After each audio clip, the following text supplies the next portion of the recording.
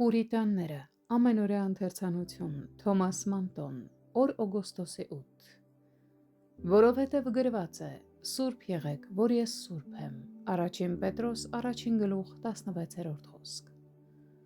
Ամբողջ հոգևոր կյանքը Աստծո համար ապրելն է։ Հոգևոր կյանքի բոլոր գործողությունների ամբողջ ուղղությունն ու նպատակը Աստծունն են։ Նույնիսկ բնական կյանքն է կարգավորվում և ուղղվում դեպի այդ նպատակը։ Այն կերակուրը և ըմպելիքը, որը ընդունում ենք, եթե Աստված դրա վերջնական նպատակը չէ,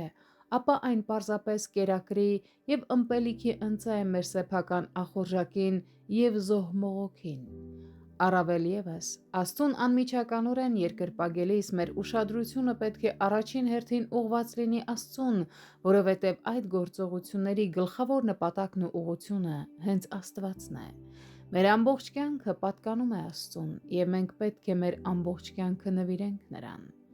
Աստվածապաշտ յուրաքանչյուր մարդը զատված է Աստծո համար։ Քրիստոնյա մարդը պետք է սուրբ լինի։ Քրիստոնյան պետք է իրեն համարի Աստծուն նվիրված մարդ, թե երբ սեղանի շուրջ է, թե իր աշխատանքում ու զբաղմունքի մեջ։ Աստծո շնորհը պետք է արտահայտվի նրա կյանքի յուրաքանչյուր գործում։